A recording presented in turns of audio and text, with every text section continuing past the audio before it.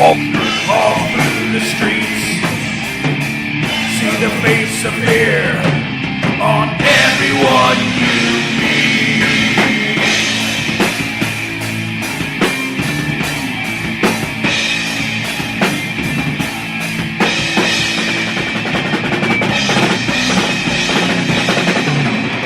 They come on the streets, living their lives. We are the people. They won't take us alive.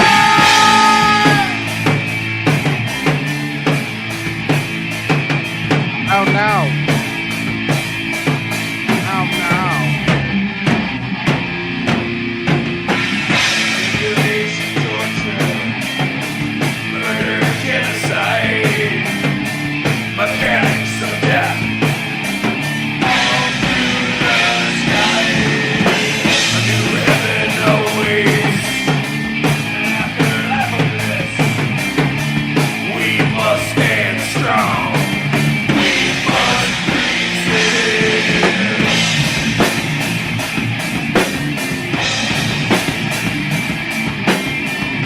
On the street, they spill their lives. We are the people. They want to take us alive.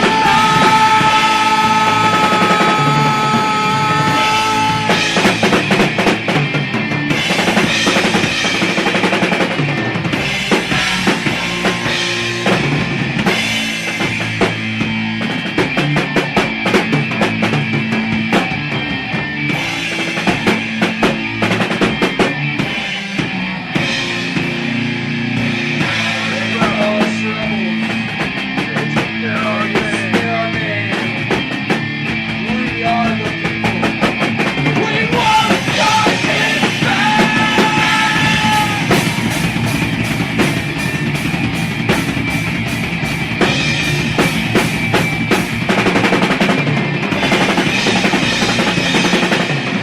They come on the street, say they want to buy.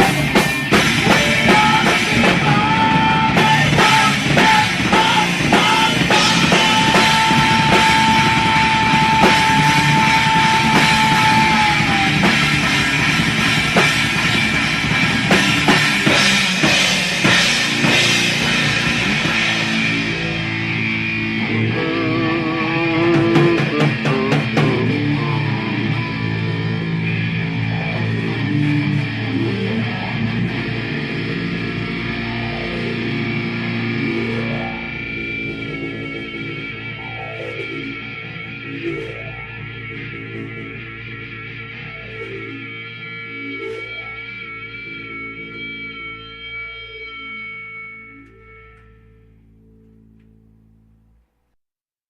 Good evening, ladies and gentlemen, feds and degenerates, cuckolds of all ages. It's time for Mild's Culture Plate. I am your host, Mild Kevin Miles, and it is Saturday, April 12th, 2025.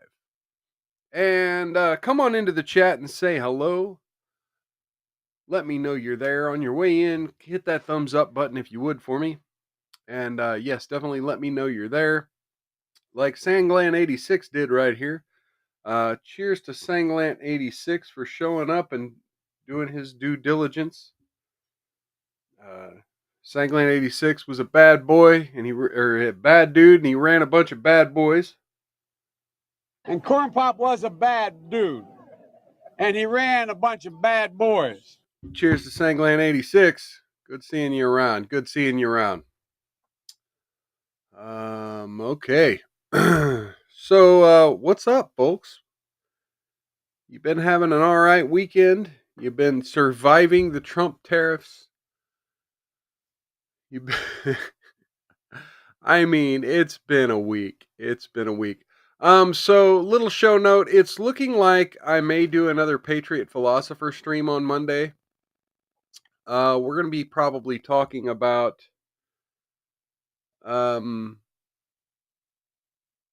weird narratives, and we're going to get into it a little bit later today on the not talking to people you're not supposed to talk to.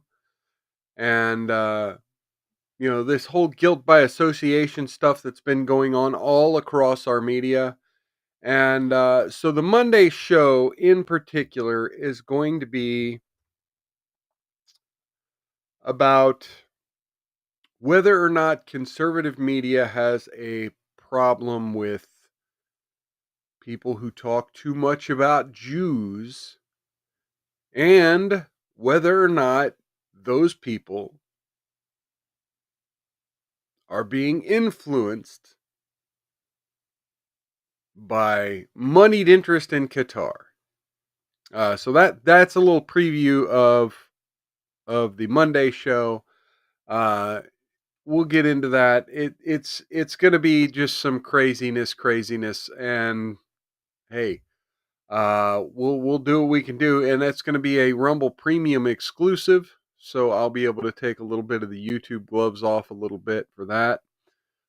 So feel free to come to my Rumble channel. Links down in the description if you're over there on YouTube, or if you're on another platform, you should be able to find me pretty easily. I've got my social media pretty much posted everywhere, like down in the description, for example. Okay, so let's go ahead and get into the news, folks. Let's start with this, and this is again. Oh, the news is going to be great. You're going to love this stuff. Okay, so let's start with. And by the way, I'm not going to get into as much of the deportation stuff, I'm going to save some of that for Monday, I think. So this is from the AP. Picture of Trump after the assassination attempt has displaced an Obama portrait at the White House. White House on Friday hung a painting of Donald Trump depicting a moment after the assassination attempt, bumping the official portrait of one of his predecessors, Barack Obama. Hanging new presidential likeness without notice is unusual. Putting himself in that space could be seen as him breaking with norms yet again. By tradition, the portraits of the two most recent former presidents go on display in the foyer, and Trump is in the unique position of also being a former president. Obama's portrait went on display in the foyer of the State floor next to the staircase of the president's residence after it was unveiled in 2022. The White House said it's still in the foyer, but has been moved to the opposite wall where a portrait of former President George W. Bush used to hang. Plans are to move Bush's portrait nearer to his father's, which is on the staircase to the residence. White House announced the unexpected change in a post on X with a photo of the painting that said some new artwork at the White House and a pair of emoji eyes. The painting captures the aftermath of an attempt of Trump's life. During the rally in Butler, Trump was wounded in the ear and thrust his fist skyward, yelling, "Fight, fight, fight." Let's see. Regardless of party affiliation, the sitting president often genially hosted his immediate predecessor for the unveiling of his portrait, but Trump did not extend that courtesy to Obama.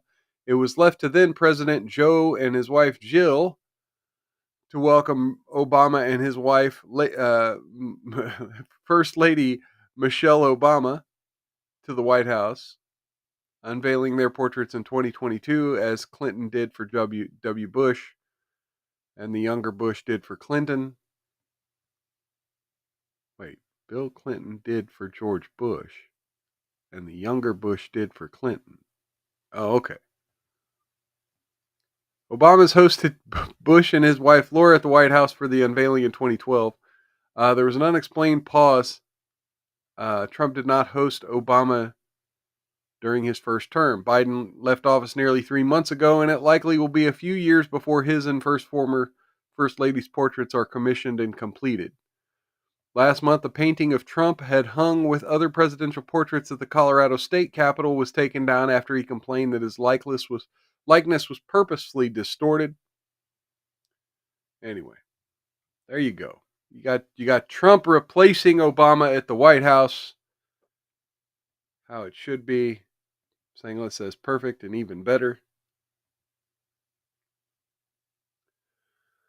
Okay, so there's been a lot of news about Bobby Kennedy Jr., and we're going to get into some of the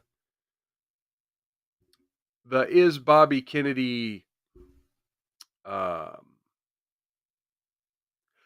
basically, part of the conversation Monday is going to be about whether or not a lot of Trump's cabinet picks and maybe Trump himself are compromised in some way. We kind of touched on the RFK Jr. stuff a couple weeks ago, and I'll probably bring it back up on Monday. But we have new Bobby Kennedy Jr. news this week.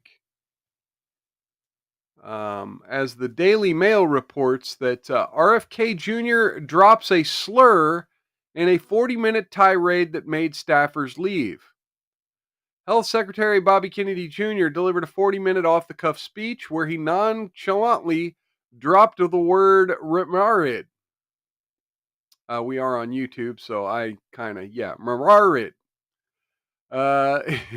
His unexpected remarks during his visit to the FDA on Friday, which were meant to be a welcome from new FDA Commissioner Marty McCary, got several staffers to walk out of the room, says two anonymous employees. Telling Politico. This comes a little over a week after Kennedy fired thousands of HHS employees, blah, blah, blah. Among many other things he said upset his audience. Kennedy accused the FDA employees of being sock puppets of industries they were regulated. Hey, we got Still Not Banned here in the chat.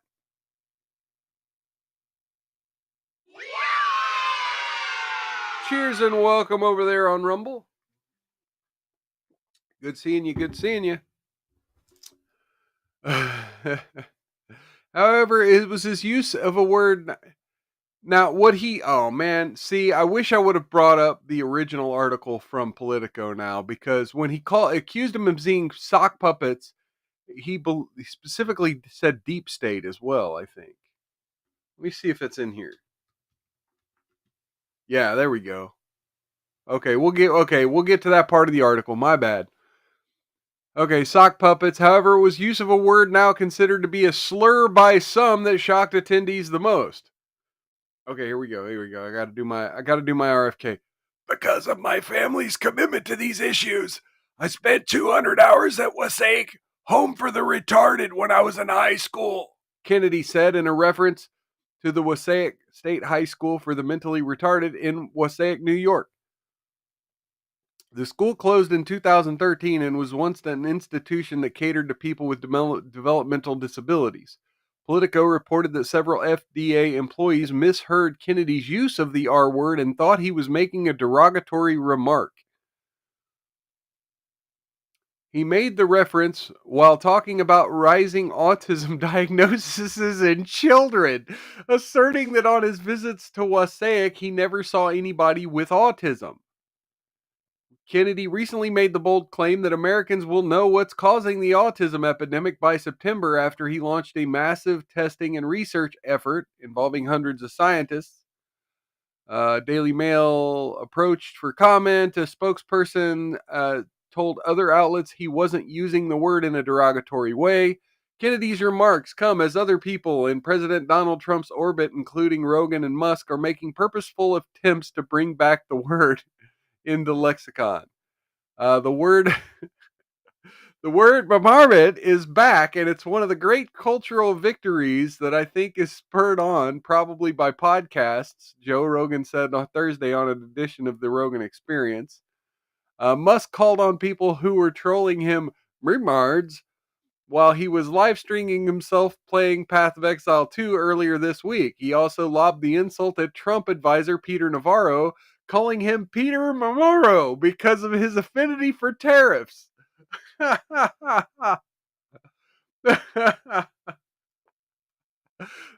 Kennedy also addressed the deep state conspiracy theory.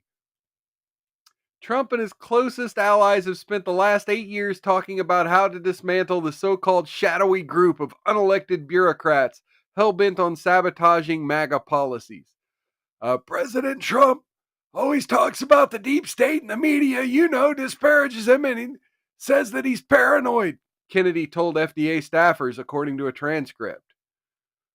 But the deep state is real, and it's not, just George Soros and Bill Gates and a bunch of nefarious individuals sitting together in a room and plotting the, destruction of humanity. He suggested that FDA employees ought to take advantage of the 4-year period ahead where the deep state has been disempowered now that he and Trump are in charge. All of us are subject to those gravities of agency capture, he said. We want to break away from this to make our kids healthy. Spokesperson Andrew Nixon told Politico that Kennedy was telling the truth that many Americans already know. For too long, the FDA has been captured by the very industries it's supposed to regulate. Calling this out and encouraging radical transparency is not controversial, it's leadership, Nixon said. The era of rubber stamping and silence is over. He made little mention of the recent Doge-inspired layoffs during his speech, instead focusing more on his battle to find the cause of autism. Kennedy said he'd soon be releasing new data from the Autism Monitoring Network showing that 1 in 31 children have been diagnosed. The agency's most recent data says 1 in 36 have autism spectrum disorder. In the early 2000s, the number was closer to 1 in 142, a fourfold rise, and higher than many peer nations. All right. Let's move along from RFK back to Trump and the tariffs. And folks, this is bad news for me. I look, I like Trump. I like the tariffs. But for the tariffs to work, you got to stick to your guns. And Trump doing moves like this. Trump exempts phones, computers, and microchips from new tariffs. Smartphones and computers will be exempted. President Donald Trump exempted smartphones, computers, and other tech devices and components from his reciprocal tariffs, new guidance from the Customs and Border Protection shows. The guidance issued late Friday comes after Trump earlier this month posed 145% tariffs on products from China, a move that threatened to take a toll on giants like Apple, which makes iPhones and other products in China. The guidance also includes exclusions for other electronic devices and components, including semiconductors, solar cells, flat panel TVs, flash drives, and memory cards. All the shit that it doesn't matter. I mean, folks, these cheap electronics, like the price is going to go down anyway. I don't give a shit if the price goes up. I don't give a shit if the price doubles. Like, yeah, it's nice to be able to have a cheap thumb drive. But I don't need my thumb drives to be as cheap as they are. I mean, you know, how expensive does this need to be, really?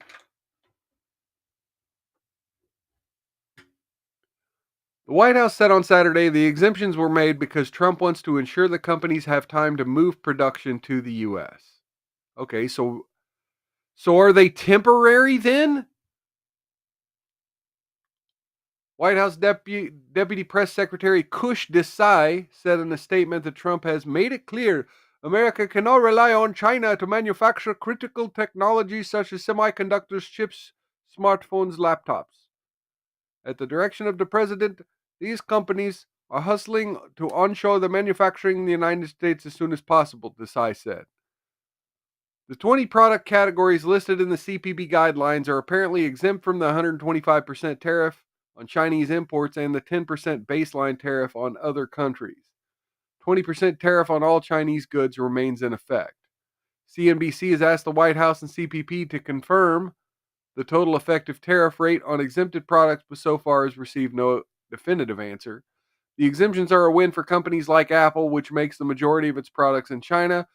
80% of iPads and more than half of Macs computers produced, according to Evercore ISI. This is the dream scenario for investors, said Dan Ives, global head of technology research at Wedbush Securities. Smartphones chips being excluded is a game changer when it comes to Chinese tariffs. The tariffs have been a, quote, black cloud ever since the day of black cloud over tech since the day of liberation, because no sector was going to be hurt more than big tech. I think ultimately big tech CEOs spoke loudly and the White House had to understand and listen to the situation. This would have been Armageddon for big tech if implemented, I've said. So far this is NBC speculating based on a memo. This isn't an official Donald Trump policy. I guess we'll just have to wait and see, folks. We'll have to wait and see. I got Still Not Banned here saying should have went up 350%. Cheers, and yeah, cheers to that.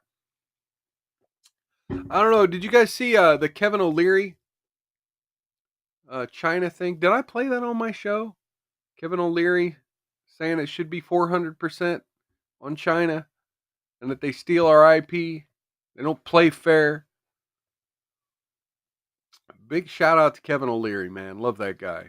I used to love watching, what do you call it, Shark Tank. All right. Hey, we got Shut Up I Can Cook over on YouTube popping in.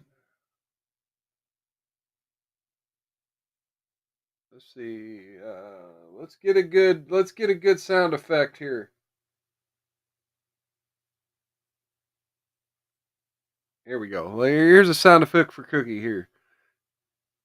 No offense, but it sounds like some fucking commie gobbledygook.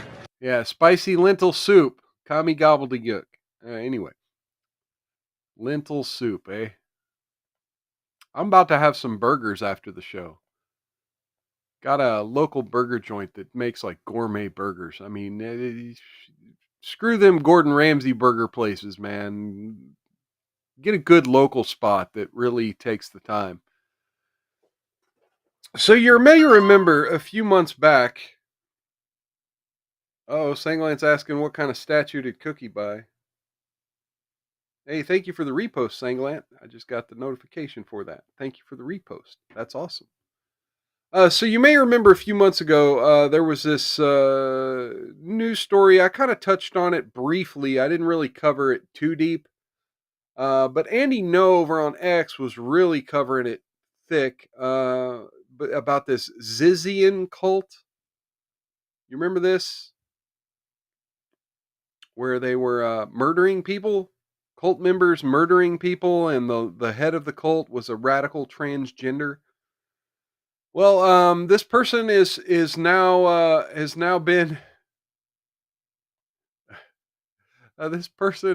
now been appearing in court, and we have news from the courtroom. Zizian cult member hauled out of the courtroom after accusing jail guards of trying to detransition her, quote unquote, her, in unhinged rant. A member of Zizian, a radical vegan cult whose members are largely trans, hauled out of a California courtroom Tuesday after accusing jailhouse guards of trying to forcibly detransition her and wanting to kill her. Now, this is New York Post Jared Downing reporting here. Alexander Litham, a 29-year-old transgender person, was attending a hearing in Solano County when they launched into the paranoia-fueled rant, according to Courthouse News. Litham is accused of attempting to kill their landlord in Vallejo, California in 2022. I am not... Oh, here we go. Sorry. I am not suicidal. I have never been suicidal. If I'm killed in police custody, it was murder, Litham shouted before being restrained and moved. The accused attempted killer also claimed they were being transitioned against their will with hormone therapy as part of a quarter-century conspiracy against trans people. Litham, along with fellow Zizians Suri Dow and Emma Borhanian, allegedly attacked 82-year-old Curtis Lind when he planned to evict them from trailers on his property, prosecutors have alleged. Sailor says, holy bloated Charles Manson Batman. Still not banned here. Shark Tank and Commie Gobbledygook. Yep. Shubbagook says, Lord, what insanity ensues when people do not stop the dims? Yeah. Lind was inspecting a leak in Dow's trailer when he took a blow to the back of his head and blacked out, according to authorities. He told police he woke up with around 50 stab wounds, a samurai sword stuck in his torso, and 3 Zizians standing over him. Lind, however, managed to grab his gun and start blasting, blam, blam, blam, blam, blam, wounding Leadham and killing Borhanian in what prosecutors called self-defense. Though he survived the ordeal, he was later murdered by another Zizian, Maximilian Snyder, in order to keep him from testifying against Leadham and Dow, prosecutors allege. Solano County Superior Court is working to consolidate Dow and Leadham's cases and set a trial date, despite Leadham's attempt to derail the proceedings. Snyder faces a separate homicide charge for allegedly ambushing Lind and stabbing him to death. Leadham also caused a ruckus at a hearing in March when they yelled, "This is a show trial to coordinate the genocide of transgender people," over and over again until the judge had her tossed into a closed-off isolation room, Courthouse News reported. Her muffled shouting could be heard in the next room for the rest of the hearing, reported Courthouse News. So feminine. So feminine. The Zizian's trail of violence goes beyond California. Authorities paint alleged founder Jack Ziz Lasota, a trans 34-year-old blogger and computer engineer from Berkeley, as a present-day Charles Manson, whose followers are tied to 6 deaths in 3 states. Last year, Snyder's fiancée, Teresa Milo Consuelo Jungblut, and German national Felix Ophelia Bockholt allegedly gunned down federal agent David Mayland when he stopped their car near the Canadian border in Vermont. Agent returned fire, killing Bockholt and wounding Youngblood before dying himself. Their weapons were purchased by another Zizian, Michelle Zach Zhao, 32, a trans man who'd been wanted in connection with the fatal shooting of his parents and her parents in their Pennsylvania home. In February, police in Delaware arrested Zach Zhao, fellow Zizian Danielle Blank, and Ziz itself, who tried to fake its death in 2022. They faced charges of trespassing, obstructing and hindering, and possession of handgun in a vehicle. State police sources told the Post they believe they've had enough evidence to arrest Zach Zhao for the murders of the parents, but Delaware County DA's office said cops still had not provided evidence. Really?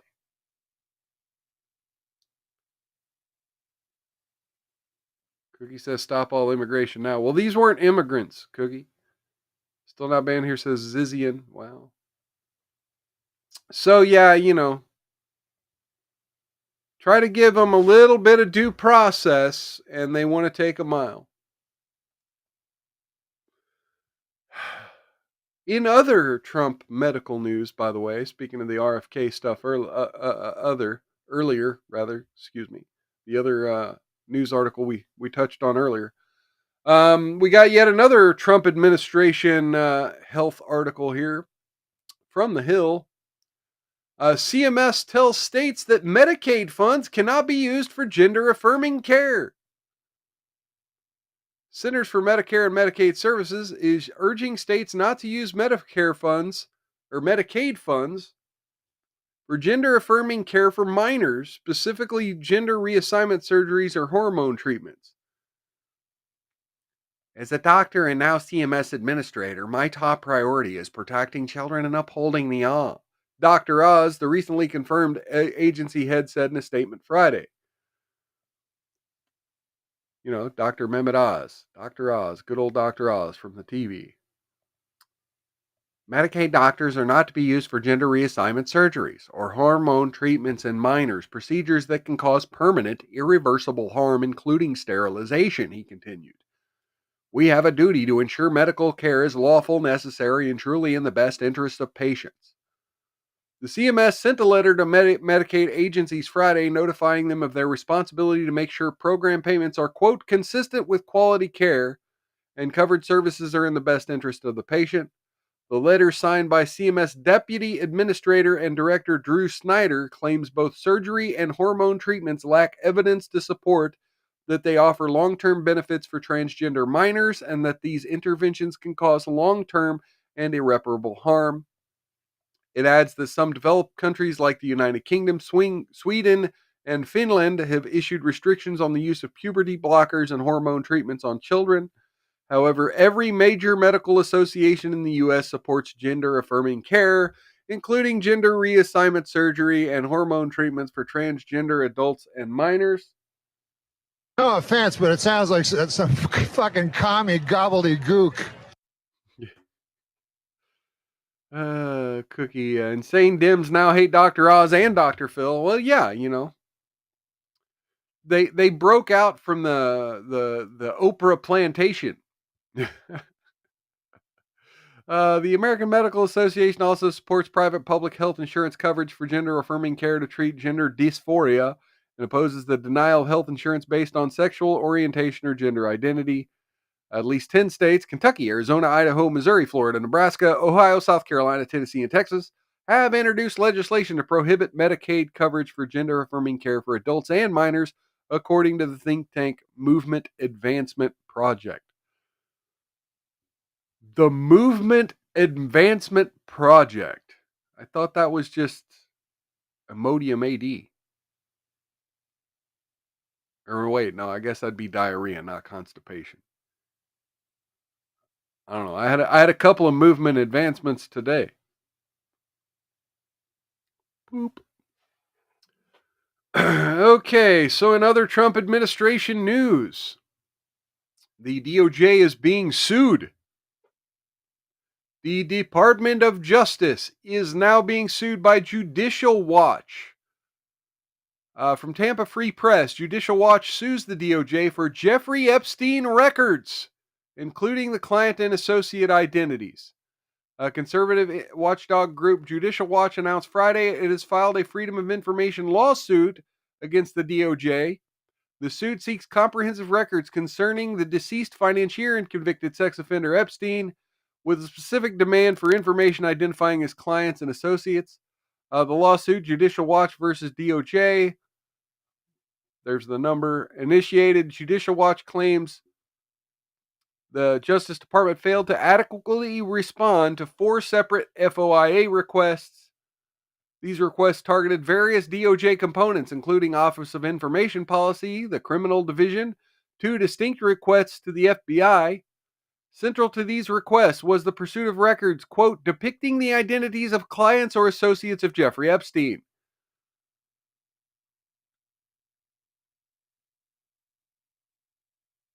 What? Still not banned here. Gives me the money emoji, the dick emoji, and the peach emoji. Or is that a strawberry emoji? I can't tell on Rumble Studio what emoji that is. Epstein died in August 2019 while waiting trial. In its announcement, Judicial Watch referenced a Fox News report speculating about the potential release of the Black Book. The lawsuit follows a document released by the Justice Department on February 27th. While anticipated, the release was described by some outlets, including Free Press and the New York Post, as lacking significant new revelations. The Post reported roughly 200 pages primarily listed names of celebrities and politicians already known. Judicial Watch argues that the prior document release was insufficient and the DOJ is legally obligated under FOIA to provide a more thorough response to their requests. Simply put, the Justice Department needs to respond to public demands for transparency under law and release the Epstein files under FOIA, stated Judicial Watch President Tom Fitton.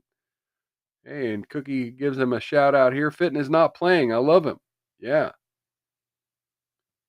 And still not banned here says lentil stew with crispy fish sounds great. Okay. Fair enough. All right, let's go ahead and move along. The rest is just asking you to donate to Judicial Watch. So, you know, if you want to do that, go do that. I'm not asking you to necessarily do that. All right, folks, let's get into women news. You guys ready to talk about women? Cookie, what's up with women in New York? Woman in New York City has abortion at 20 weeks after a paternity test, only to find out the lab was wrong. A Yonkers made the hellish decision to abort her baby after getting the results of a paternity test, only to find out months later the results were wrong, she says, in a lawsuit. A fucking lawsuit. Now, instead of planning a baby shower and getting ready for her daughter's impending birth, the woman is dealing with the emotional wreckage of killing her child and her long-term relationship because of the alleged error by Wynn Health Labs in the Bronx, an Ohio-based DNA diagnostics center, according to court papers. My daughter would have been born on the 17th of April, she told the Post. I'm grieving. I just have a lot of emotions. These results were the reasons why I decided to do what I did. The administrative assistant, 28, and her then fiance had been struggling to get pregnant when they broke up for 3 weeks because of the stress and aggravation from their inability to conceive, she said in the lawsuit.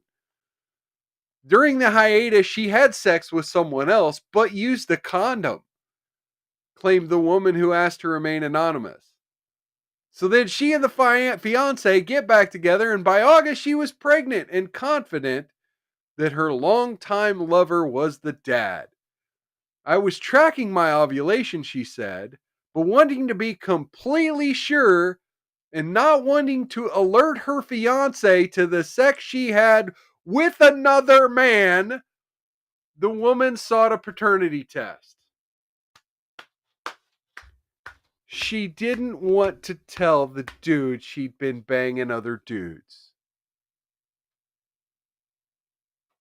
Did not want to tell the fiance, who she was going to marry, that she had banged another dude. The first 2 tests cost a total of more than $1,000 and were inconclusive.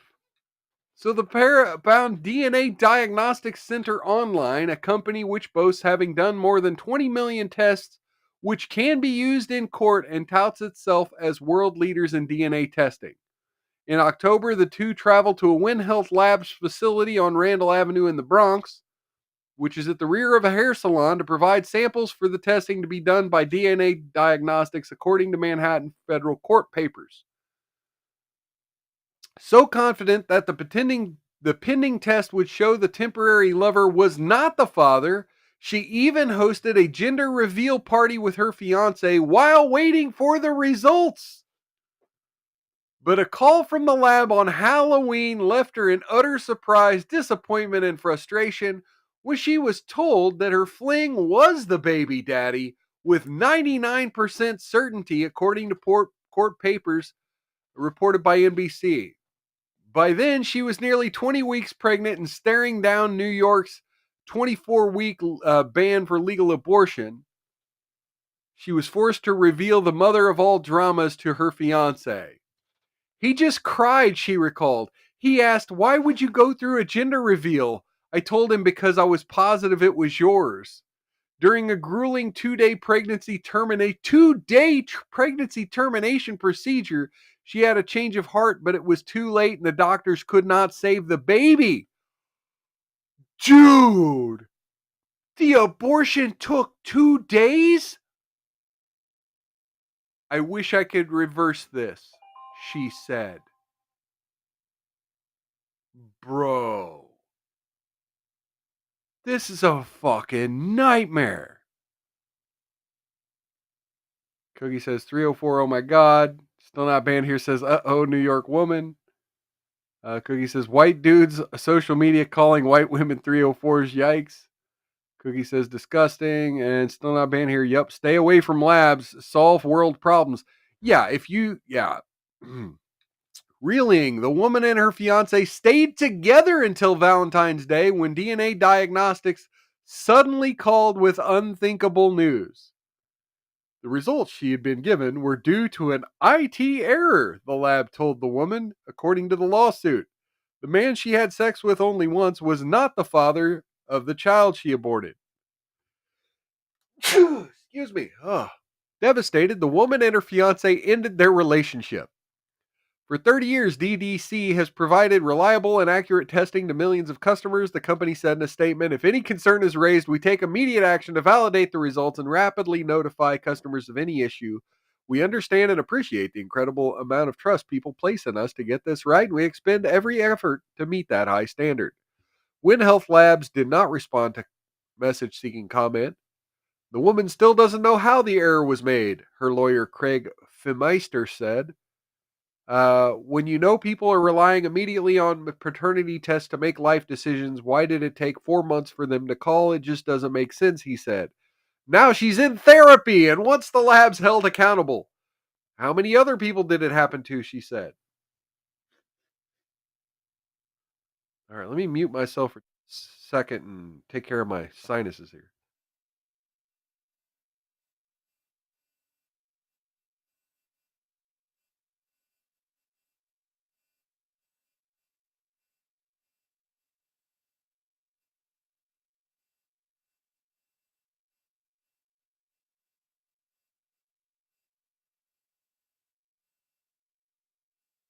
Okay, there we go. So, yes, the lab fucked up. Nobody's denying that. The lab fucked up. But maybe, just maybe, if a guy proposes to you, you don't break up with him and then go bang someone else. And then if you get back together, you don't hide from him the fact that you banged someone else. And then if you get unfortunate news that the baby might not be his, you don't then kill the baby. Like, again, this idea that abortion has to be legal, quote unquote, because women need a choice. This bitch had about 4 choices before she got to this point. And now she has to sue the labs because, quote unquote, it's their fault I killed my baby. Yeah, okay. Fuck. Cookie's getting on to me for cussing right after I say that word. See Nick's chat for a pic of my lentils. I'm not interested, Cookie. I'm sure your lentils are very voluptuous and have a nice round hue to them. But yeah, for one, I'm not even a member of Nick's chat anymore, and for two, yeah, I'm I'm kind of happy with the lentils I have in my own life. I appreciate it though. So check out Nick's chat for a picture of Cookie's big round lentils.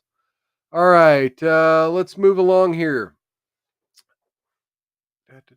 So one of the reasons I do this show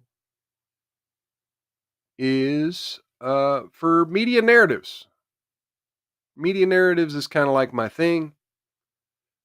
We've got Western Lensman over on X dropping his new compilation of Media Talking Point, the new Media Talking Point.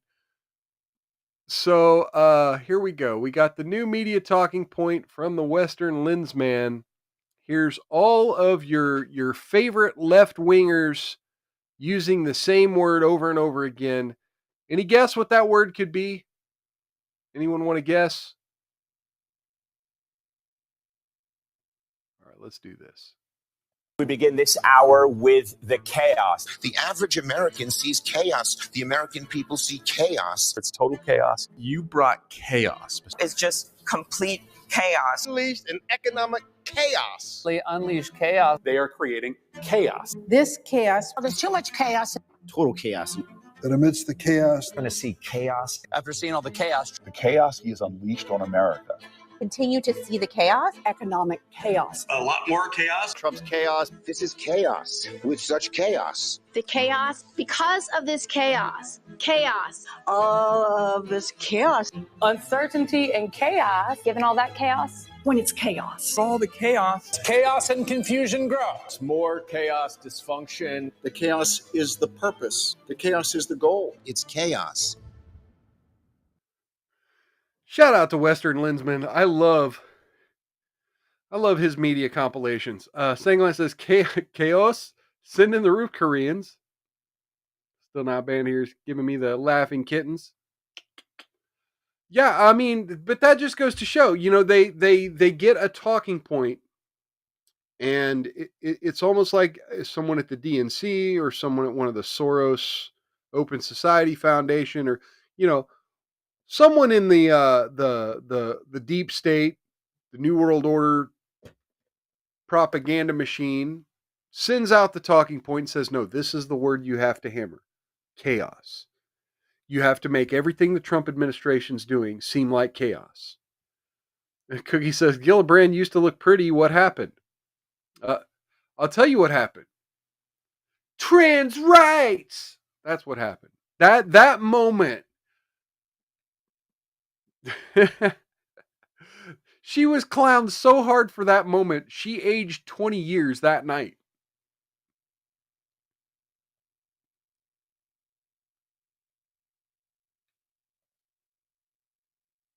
Let's see. Let me see if I can find that fucking clip again.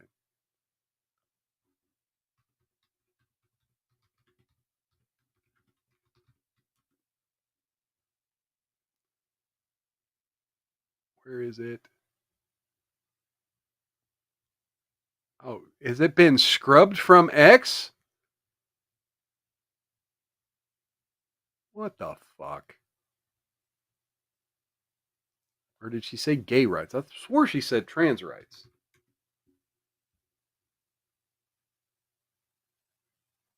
Oh, no, I guess it was gay rights.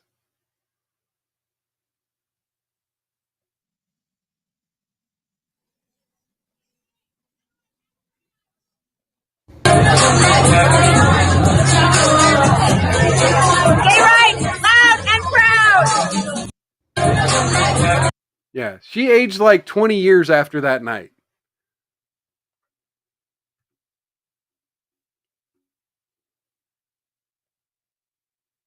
Let's see.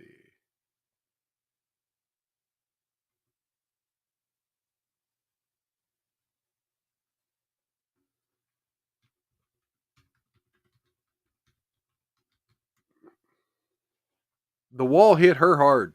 The wall hit her very hard. I mean, just look at the DuckDuckGo image search here. I mean, she wasn't bad there, wasn't bad there.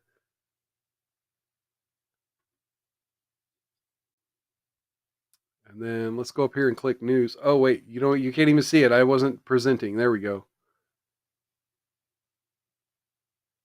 Wasn't bad there, wasn't bad there. Like, you know, she's aging a little, and then boom. And then boom. Like, what the hell? Who put your face through a wood chipper? Cookie said mild censored my founder's comment about women voting. Did I miss it? I must have missed it. Oh, yeah, here we go. Every day I love the founders more. They were smart enough not to let women vote. Yeah.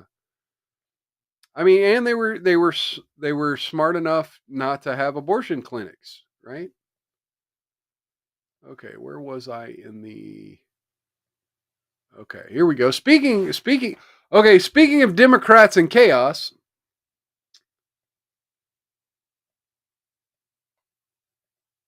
from the AP, Democrats dislike the chaos of Trump's trade war, but are okay with some tariffs. Democrats are quick to say that Trump's tariffs are horrible, awful, terrible, but Democrats are also stressing they're not inherently anti-tariff. What Trump's political opponents say they really dislike is the chaos. Tariffs are an important tool in our economic toolbox, said Elizabeth Warren. Trump is creating chaos, and that chaos undercuts our economy and our families, both in the short term and long term. He just created a worldwide hurricane, and that's not good for anyone. Senator Tim Kaine of Virginia said, Democrats have a consensus around a unified concept, which is targeted tariffs can work, across-the-board tariffs are bad. Right targeting is in the eye of the beholder, but nobody on our side thinks zero tariffs ever, Kaine said. Democrats' message is meant to convey that they are reasonable, focused on capable governance, and attuned to financial market distress. It's a pitch toward swing voters who would like to see more manufacturing, yet are uncomfortable with the consequences of Trump's approach to tariffs. The risk is that it also is a nuanced argument at a time when pithy critiques travel faster and spread wider on social media than measured policy analysis. To the White House, that message is nothing but hypocrisy. Caroline Leavitt said on Tuesday that Nancy Pelosi, who would later become House Speaker, was warning in June 96 that trade with China meant higher deficits and job losses. It is nothing less than our economic future, our national security, and our democratic principles, said Pelosi before the House voted not to overturn Clinton's decision to extend most favored nation trade status for China.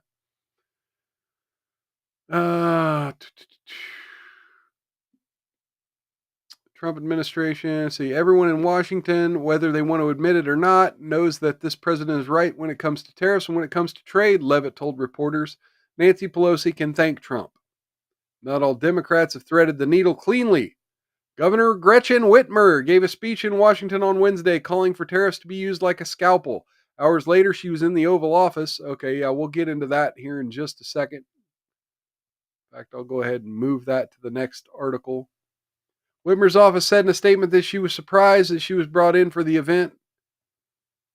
Okay, we'll get into that. This month, Trump imposed sweeping tariffs on China, European Union, Mexico, Canada, Japan, South Korea, among dozens of other nations. You know what? That reminds me. Hang on. There's two clips I want to bring up real quick.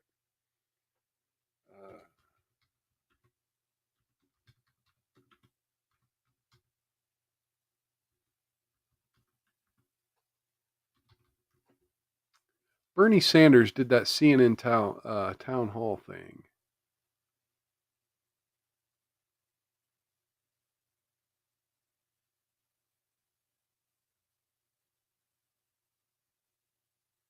Anyway, I can't find the damn clip now.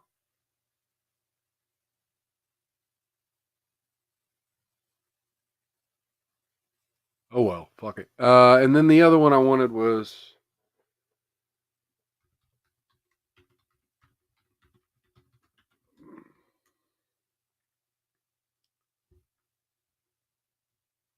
I'm not going to be able to find it. Oh, here, yep, I found it. All right, ladies and gentlemen. Hey, we got Demon's Wrath, Hail, Mild, and Shad over on Rumble. Cheers and welcome. Hail, sir. Cheers. And let's see, what do we got?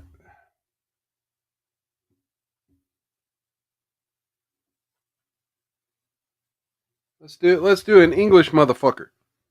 English, motherfucker, do you speak it? Yeah. All right, so let's share this instead. This is gonna be entertaining. And now, the nations of the world, brought to you by Donald Trump.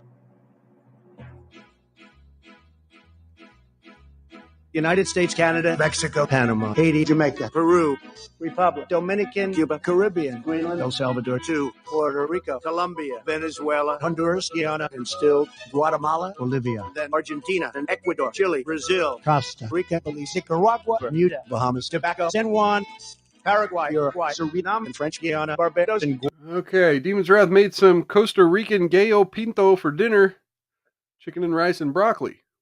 That sounds real good, actually. Guam. Oh, shit. Norway and Sweden and Iceland and Finland and Germany, now in one piece. Switzerland, Austria, Czechoslovakia, Italy, Turkey and Greece, Poland, Romania, Scotland, Albania, Ireland, Russia, Oman, Bulgaria, Saudi Arabia, Hungary, Cyprus, Iraq, and Iran, there, Syria, Lebanon, Israel, Jordan, both Yemen, Kuwait, and Bahrain, the Netherlands, Luxembourg, Belgium, and Portugal, France, England, Denmark, and Spain, India, Pakistan, Burma, Afghanistan, Thailand, Nepal, and Bhutan, Cambodia, shout out to the Animaniacs, China, Korea, Japan, and shout out to whoever put this together. The Philippines, I'm assuming it's Smile AK. Sri Lanka, New Guinea, Sumatra, New Zealand, and Borneo, and Vietnam, Tunisia, Morocco, Uganda, Angola, Zimbabwe, Djibouti, Botswana, Mozambique, Zambia, Gambia, Guinea, Algeria, Ghana, Burundi, Lesotho, and Malawi. Go to Spanish Sahara is gone.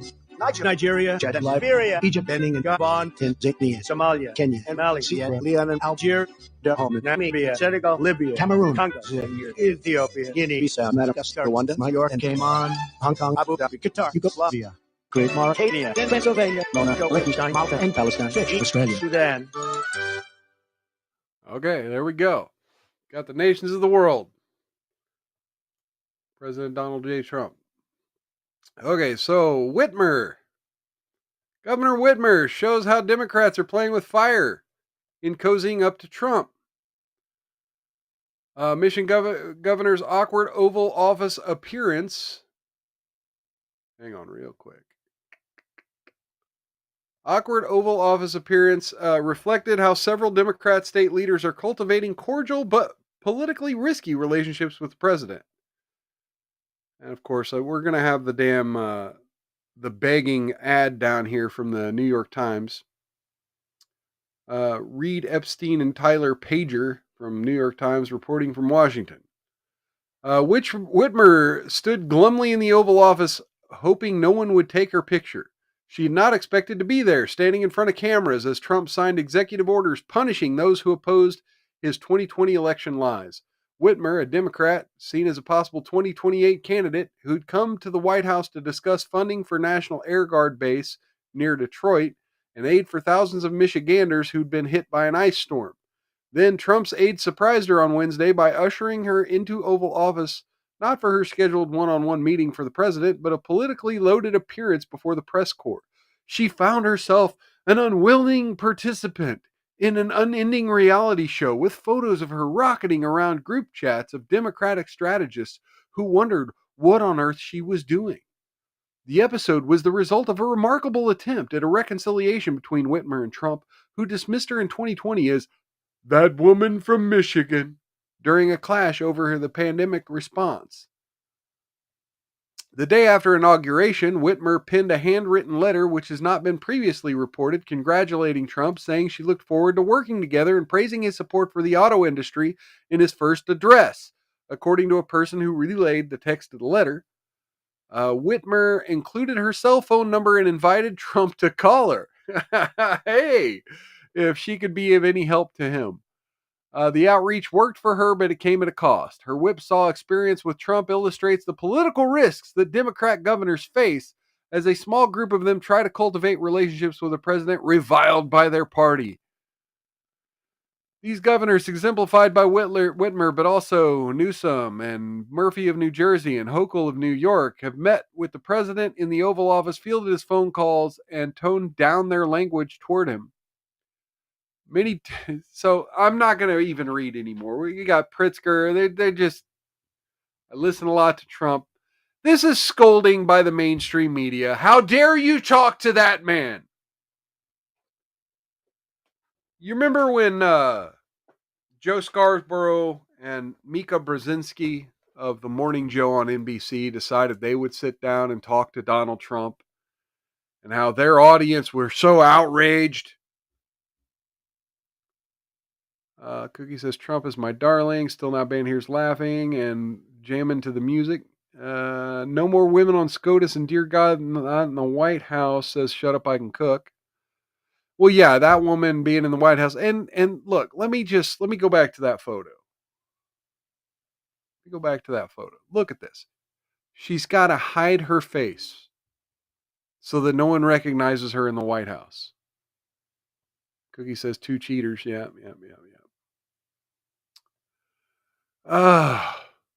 So this is the latest in, the left being so ideologically consistent, gatekeepy, that you have to pass every one of their purity tests, which means you're not allowed to view Donald Trump as any kind of human being, right? If you talk to the devil grows in size, right? And this is part of what I'm going to be covering Monday in my talk about Israel and Qatar and whether right-wingers support this side, that side, and whether they're bought off. We have to be able to have conversations, folks. We have to be able to talk about the issues, left and right.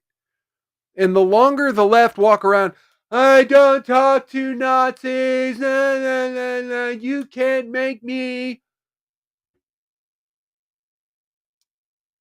Still not banned here wants a phone call. I don't have your number, though. At one point in time, I had the call-in feature on my show. And not very many people have taken advantage of that. Shut Up, I Can Cook, and I think there were like 2 other people. Okay. But the latest victim of this narrative that if you talk to the devil, you become one of the devils. Latest victim of this, of course, is Bill Maher. We got a couple clips here I wanted to play. Here's Bill Maher describing his meeting with Donald Trump and Kid Rock. Meet up in person. Maybe it'll be different. Spoiler alert, it was. Because everything I've ever not liked about him was, I swear to God, absent, at least on this night with this guy. And honestly, I voted for Clinton and Obama, but I would never feel comfortable talking to them the way I was able to talk with Donald Trump. That's just how it went down. Make of it what you will. Me, I feel it's emblematic of why the Democrats are so unpopular these days. I've had so many conversations with prominent people who are much less connected, people who don't look you in the eye, people who don't really listen because they just want to get to their next thing, people whose response to things you say just doesn't track, like, what? None of that with him. And he mostly steered the conversation to, what do you think about this? I know, your mind is blown, so's mine. There were so many moments when I hit him with a joke or contradicted something, and no problem. The border did need to be controlled. I'm glad the cops are getting their morale back. DEI had gone too far. Biological men shouldn't be playing women's sports. Agreed. The people who don't Careful there, Bill. You might have a Zizian show up with a shotgun. even want us to talk, we don't like you. Don't talk, as opposed to what? Okay, that's my report. You can hate me for it, but I'm not a liar. Trump was gracious and measured, and why he isn't that in other settings, I don't know, and I can't answer, and it's not my place to answer. I'm just telling you what I saw, and I wasn't high. Meet up in... Okay. I mean, there you have it. So later on in the show, he had Piers Morgan and Josh Rogan on his show, basically talking about Donald Trump. Still Not Being Here was joking about how she told Trump to call her. Yeah, and I was joking about how you're telling us to call you. Didn't see the covered face photo. Yeah. It's She literally has to hide from her own supporters. Bill Maher's not hiding. He's not afraid. He's like, look, lob your criticisms of me if you will. And we get to see this interaction with Piers Morgan and Josh. Was it Josh Rogan? All right, here we go. To report exactly what I saw. I did it to the best of my abilities. Counterpoint? Can be. Yes. Counterpoint? Yeah. You know, Bill, I think you're right in saying that people have made too much of this, okay? You're right in saying people have made too much of this, but counterpoint. Here we go. Here we fucking go. We couldn't go 30 fucking minutes without a finger wag. It's not the Alta Summit. You're not Churchill. Kid Rock is not Stalin. It's not the Alta Summit. You're not Churchill. Kid Rock is not Stalin. Trump sure as shit isn't FDR, okay? Trump sure as shit isn't FDR.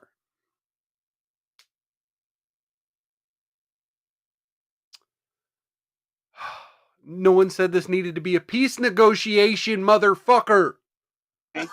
So, yes, I believe too much has been made about this, but I think you've fallen into the trap. I think that I represent 99% of the internet when I say this, is that fallen into the trap. Played the game of proximity is principle. And what people are worried about is not your motivation. We believe you. We love you. You fell into the trap and played the game of proximity is principle. What the fuck does that even mean? Cookie says Piers Morgan is a weakling, jealous Brit. Well, he'll chime in with a very little thing here, but it's measured and reasonable. I'm not shitting on Piers Morgan for this clip. Sengland says, computer's trying to take off. I forgot I was running Furmark and CPU burner. Well, it's stable. And then has the, this is fine dog on fire. All right. Love you, Bill. Everybody loves Bill, right? Love you, Bill. Everybody loves Bill.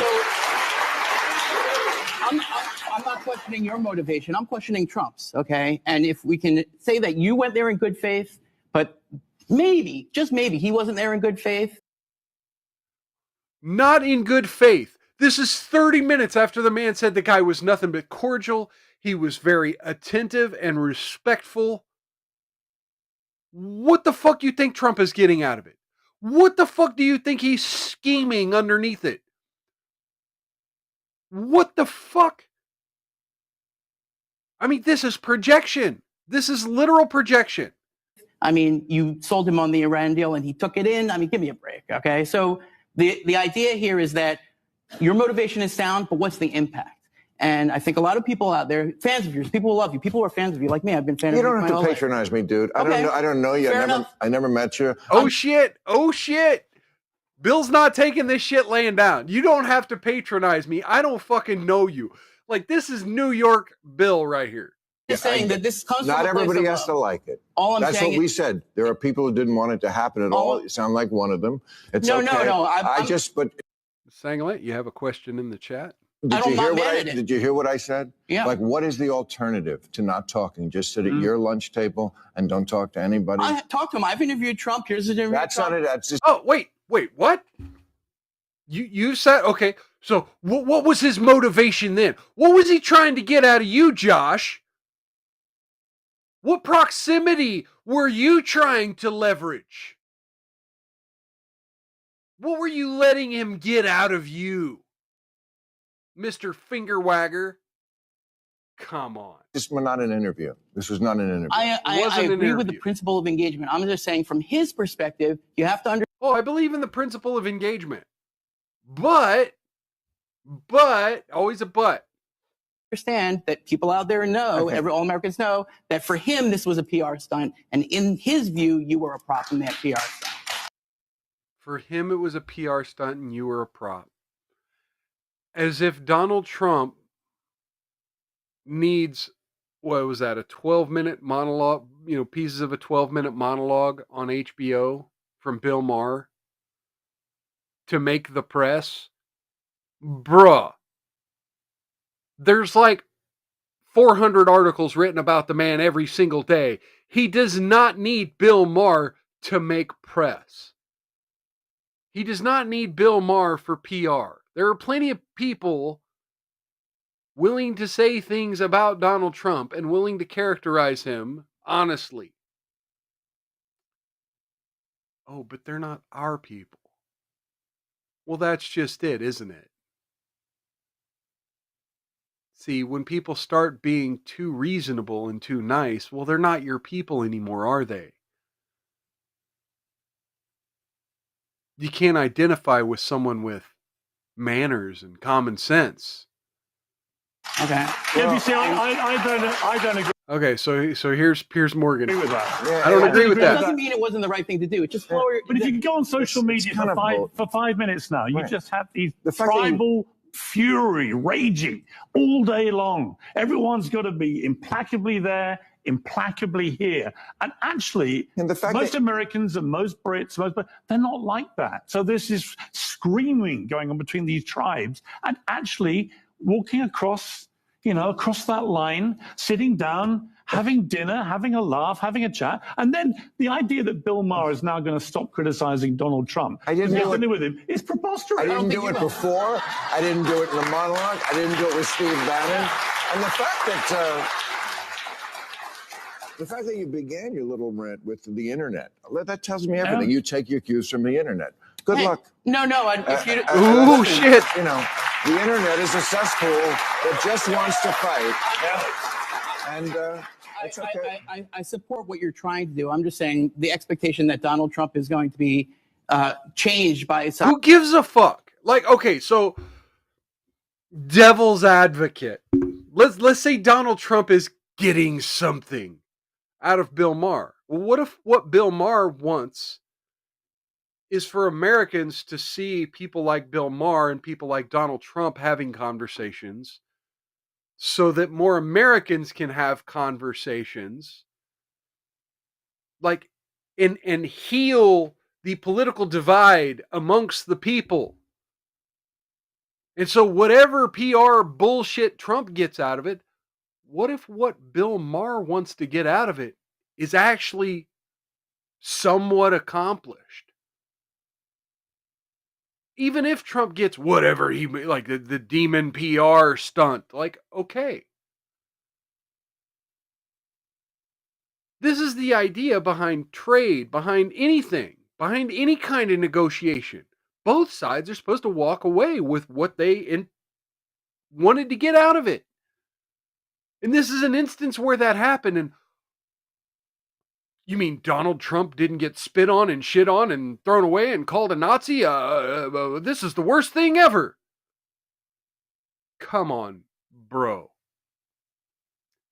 Global Security Analysis at WP Intelligence. Some intelligence. I said in the piece I did not think that was going to happen. In that case, then go. I love the people on either side who ignore the parts they don't like and then and I just did it. It wasn't like it was 3 weeks ago. Yeah, he just gave the monologue. I mean, where he criticized Trump and something new in it. Although Bill, I don't know what the hell you said to him at dinner, but all hell broke loose within about 3 days of that dinner. He was doing. Were you giving him economic advice in there? No, I mean, he was doing the tariffs well before that. I mean, that is. Okay, so there you have it. Yeah, fucking Piers Morgan had to get his fucking tariff joke in. Because, yeah, I'm sure he's butthurt about the UK getting their tariffs in. All right, our last story of the day, before we go to Love Don't Judge, because I know Cookie's just waiting to see what I got cooked up for Love Don't Judge. We got Thomas Massey begging the Trump administration right here. Real ID isn't needed, won't stop terrorists from hijacking planes. Most of the 9/11 hijackers held Saudi, UAE, Egyptian, or Lebanese passports or identification. Real ID is a national standard and database that is primarily a tool for control of Americans, and Trump should not enforce it. Now, if you're not familiar, the Real ID Act was passed shortly after 9/11. I mean, several decades ago. I was part of a group opposing it, so, you know, full disclosure, I've always been against it. I've been, you know, I've been politically motivated against it. I think Real ID, the database alone, you have to understand, one of my big issues back when I was an activist was the overuse of databases by police. They wanted, after 9/11, they wanted to kind of allow all the databases to talk to each other, all the federal government agencies, all the state government agencies. They literally wanted to just be able to type your name into a little computer. And so they installed what's called fusion centers, which are data hubs, essentially, that where they have police officers and government agents who are able to cross-reference databases with your name in it. So let's say you get pulled over by a cop. Before they even tell you why they pulled you over, boom, they've got your license plate into computer. They can send that off to the Fusion Center, get it cross-referenced, and know all kinds of information about you before they even come to your window. And Real ID is yet another perpetuation of this type of system, because what Real ID would do and what it does, I mean, granted, I think it's been enacted in all 50 states now. I could be wrong about that, but I think all 50 states, at the very least, have a voluntary Real ID system. Some states have it to where they don't have it at all. Some states have it to where you have to have Real ID, and then other states have it to where you can get a driver's license or an ID, but it doesn't have to be Real ID compliant. What you need to understand about the Real ID compliance is that there are barcodes. There's information in the barcode that isn't in the barcode of the other IDs. That these barcodes are searchable in a national database. And that eventually the idea is they would institute scannable microchips. So, I mean, the idea that you could be identified in an instant and have a database of information accessible by, let's say, TSA or police, that they could use to discriminate against you. It's dangerous. Well, all this is set to go in effect. Now, the reason this has come up is the Real ID for TSA.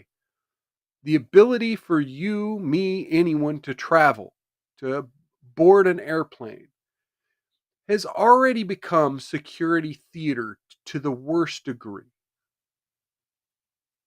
Some guy mixed up some chemicals in his fucking shoe, and now everyone has had to take their shoes off at the airport for 20 years.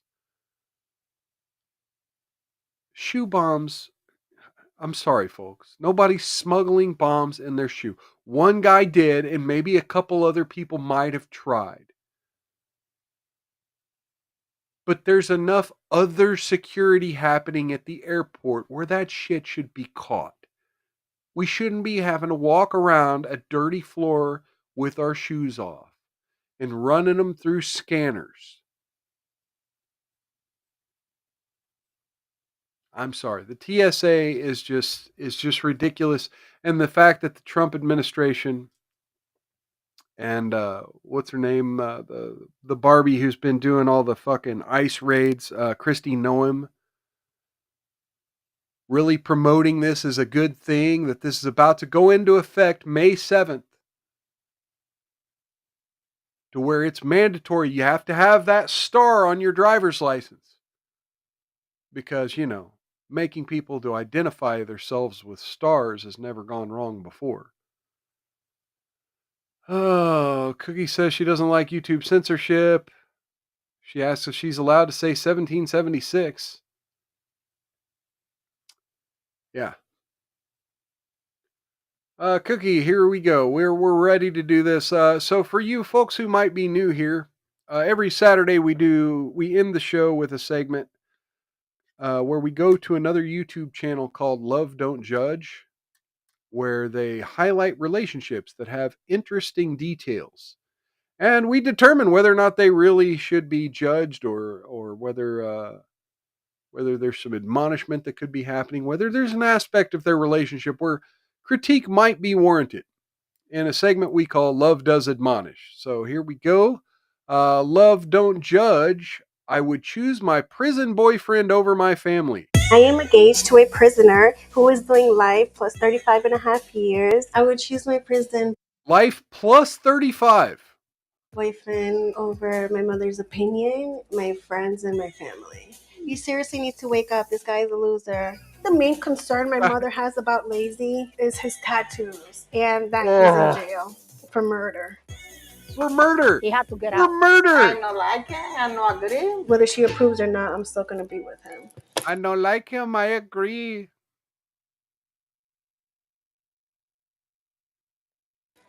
I met Lazy when I was 13 years old.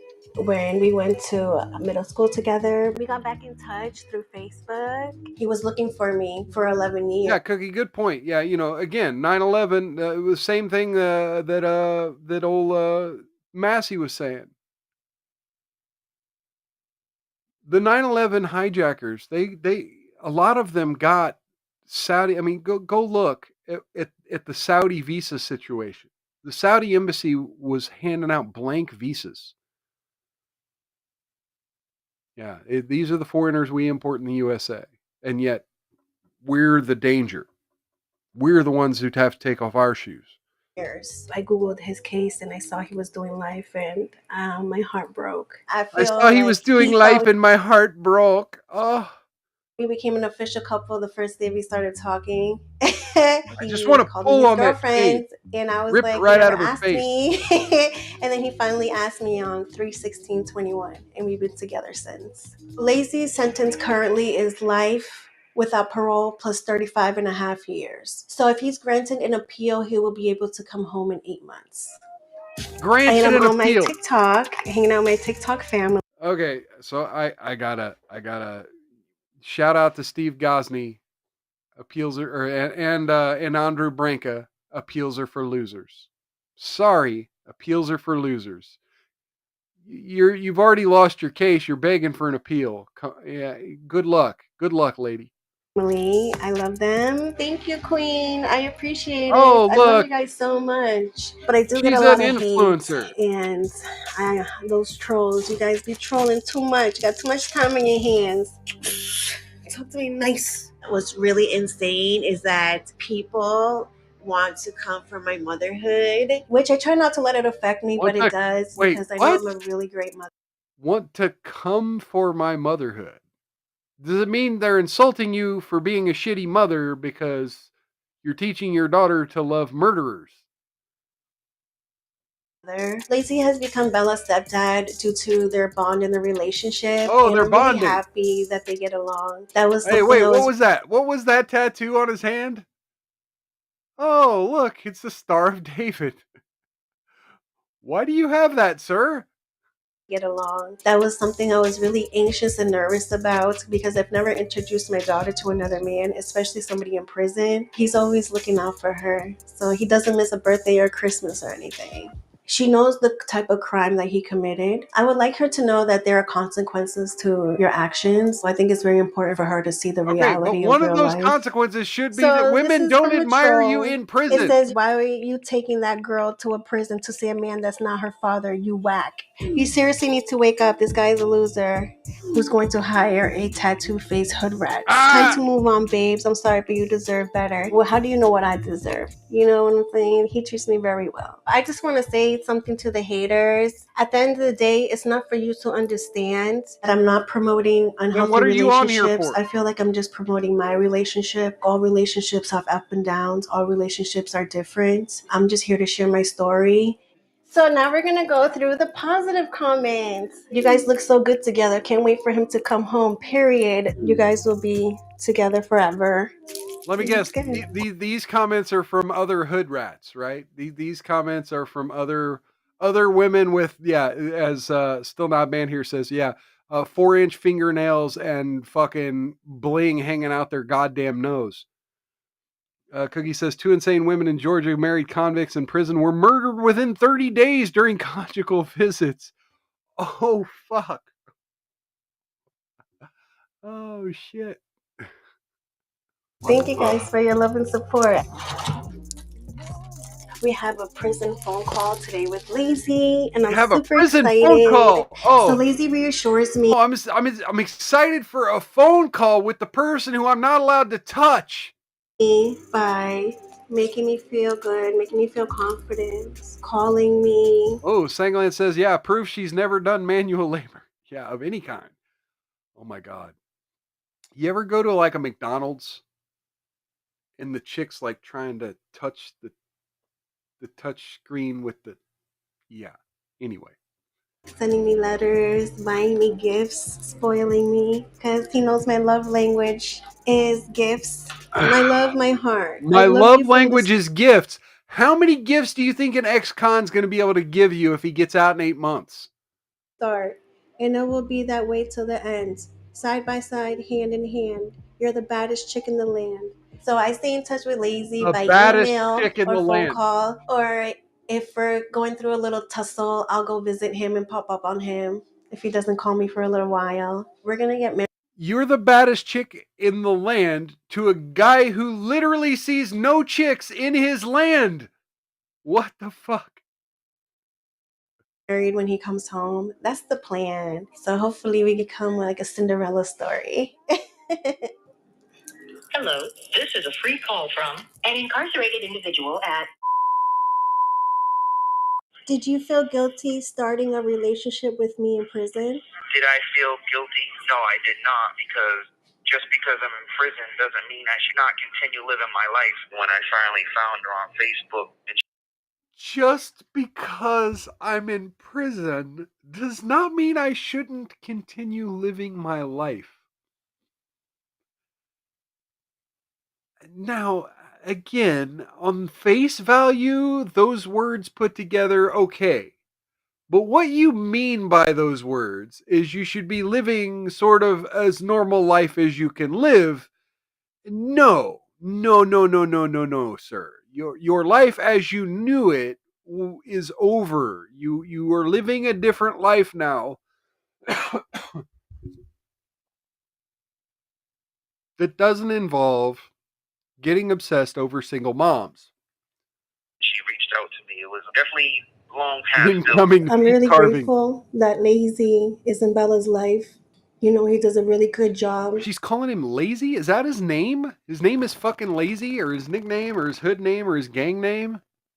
I actually love being Bella's stepfather because I don't have no biological kids of my own, and I always wanted some. I love her very much. And the doubts that your mom has for our relationship and me. Yeah. This dude really needs pussy. Answer is, I really do not care whatsoever because Babe, come on. how she feels and how she is, she has nothing to do with our relationship. I would love to have a relationship with her and speak to her, and that's cool, but I don't care if she don't. Yes. Okay. Cookie says, Mild, almost every serial killer has a wife or girlfriend. Women are nuts. Yeah, I mean, look at the whole Luigi fucking, come on. And Sanglin says, red flag. Yeah, red flag that this guy is so obsessed with her daughter as well. I mean, just keeping it all the way 100. Let's keep it real. Let's keep it all the way 100. All the way left side. all the way left side. Mwah. Bye. Love you. I'll talk to you later, okay? All right, babe. Bye. My mom's coming over We're today. barely And halfway she through does this. not approve. Oh, Mom, And we get a visit from Mom. My family reacted very badly. My mother is not happy with it. Yes. I found out after she talking to him about 6 months when he was in jail already. I don't know exactly. Like I say, I never talking to her too much about Lazy. And it really breaks my heart that I can't speak to her and I can't go to her about my relationship. I feel like she should give him an opportunity. I'm not a child, I'm an adult, and I deserve happiness like everybody else. I not say he's a bad person, but he coming from prison. He had to show us he changed He had to show us he changed everything, and he want to be good man for my granddaughter and for my daughter. I love because you, the first signing, Mom of the Lord. he had to get out. Demon's Wrath. Oh, wow. I think the main concern my mother has about Lazy is his tattoos and that he's in jail for murder. It's going to be real difficult when she comes here and we're going to have a conversation. I hope she doesn't leave. I think she's probably going to just walk out. I just hope one day she'll approve of my relationship because whether she approves or not, I'm still going to be with him. Hi, Mommy. Hi, my daughter. Hi. How are you? Good. Personal, I know like.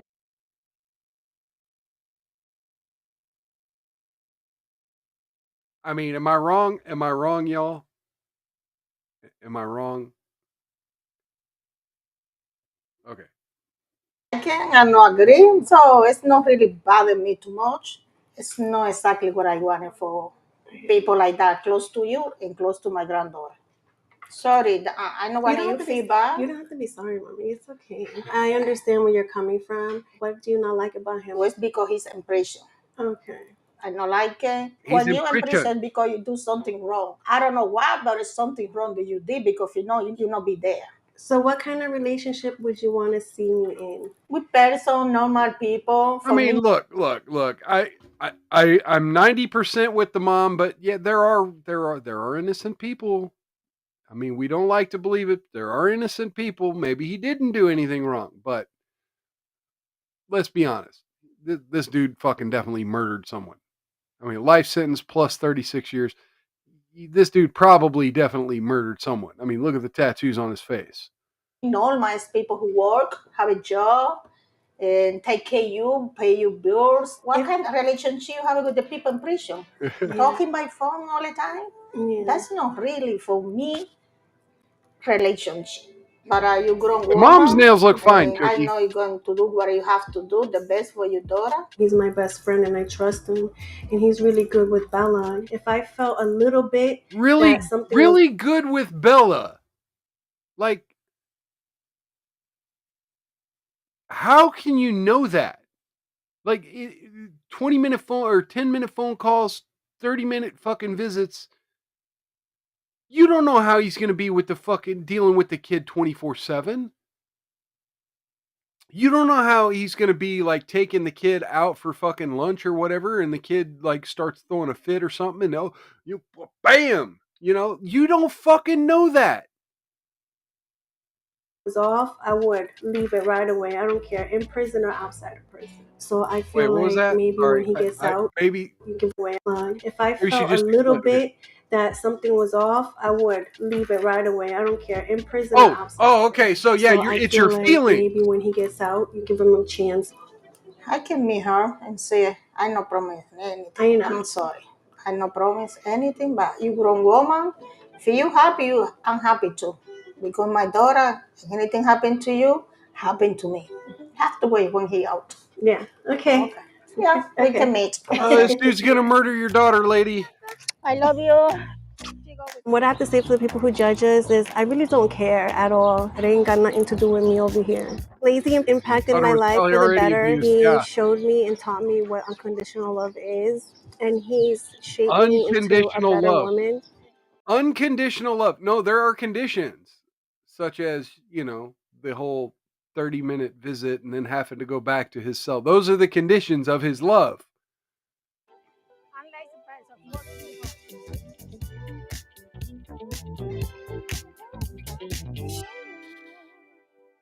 Oh shit, I started another one. Stop sharing. Stop.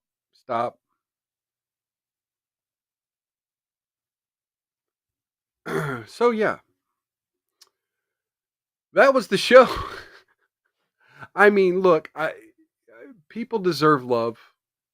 Honestly, I think if you're on death row, or not death row, but you've been convicted of murder, maybe there are more important things of getting your life together than a pen pal romance. That's just my opinion. You want to get your life back on. If you think you're getting out in 8 months, you want to get your life back on track. You know, you got tattoos on your face. Maybe he should be hitting and maybe he is hitting the prison workshop or whatever and trying to get some skills to be employable when he gets out. Ay. Oh, Dios mío. Oh. That was the show, folks. Please do me a favor. Click that like button. If you're new here, please hit the follow. Please share me on another platform. Also, if you're new here, please feel free to watch another video. We got plenty of stuff back in the archive to entertain you. We'll be back Monday night for another Patriot Philosopher special. Going to be talking about PSYOPs, the ultimate PSYOP shitpost and grift of who's really bought out between media figures, whether it's the Israel lobby or the anti-Semites. We'll be talking a little bit about that on Monday. And we'll be talking a little bit about of course, the Joe Rogan debate from the other night with Dave Smith and I'm forgetting what the other guy's name is. Anyway, folks, feel free to tune in. We'll be talking about that. We'll be talking about Nick Fuentes and some other characters, and whether, you know, who's bought out by who, and what the new narrative just seems to be throughout the media. And we'll be doing a little Patriot Philosopher stream on Monday. Cookie wants a $10 loan. Stop on by and get it. I'll do it anytime. Give you $10. Come on by. We'll have lunch. I'll pay for lunch. I'll give you $10. And yeah. Just get a hold of me tomorrow. All right. Still Not Banned here says, thanks for the show in the chat, guys. Have a great weekend. Folks, yes. Gaming streams Tuesday, Thursday, Saturday morning, and Mild's Culture Plate right back here every Wednesday and Saturday, 6 p.m. Central, same bat time, same bat channel. Follow me on all the social media down in the description. A big thank you to everyone who showed up for the chat. Cheers to all of y'all. And all of y'all watching, either lurking or watching on demand later, cheers to all of y'all. Huge thank you for stopping by. And I'll catch you next time on Mild's Culture Plate. Until next time, folks, take care of yourselves. Take care of one another. Outlast those haters. Oh, you know what? Before I do that, let me find someone to raid. I gotta start raiding people more often. It's my due diligence as a Rumble streamer. I need to raid somebody. So let's go to page 4. What do we got? No, I'm not raiding Karlin Boroshenko. Fuck.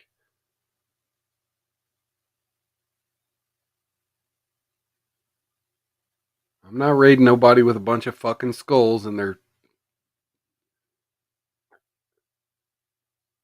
Jesus Christ. It's all... I mean, I swear. There are so many people now doing... Hey, Daramuth. Let's do Daramuth. I know you guys aren't Rumble streamers. Daramuth primarily, he covers Rumble stuff. But yeah, let me go ahead. Oh, Frog's live and Stormcrow. I want to do Daramuth though. I want to give him a shout out. So I'm going to send you to Daramuth. All right, folks, take care of yourselves. Take care of one another. Outlast those haters. Don't get any on you. And if you do, rub that shit in real good. I'll catch you next time on Mild's Culture Plate. Have a wonderful weekend, everybody. Peace.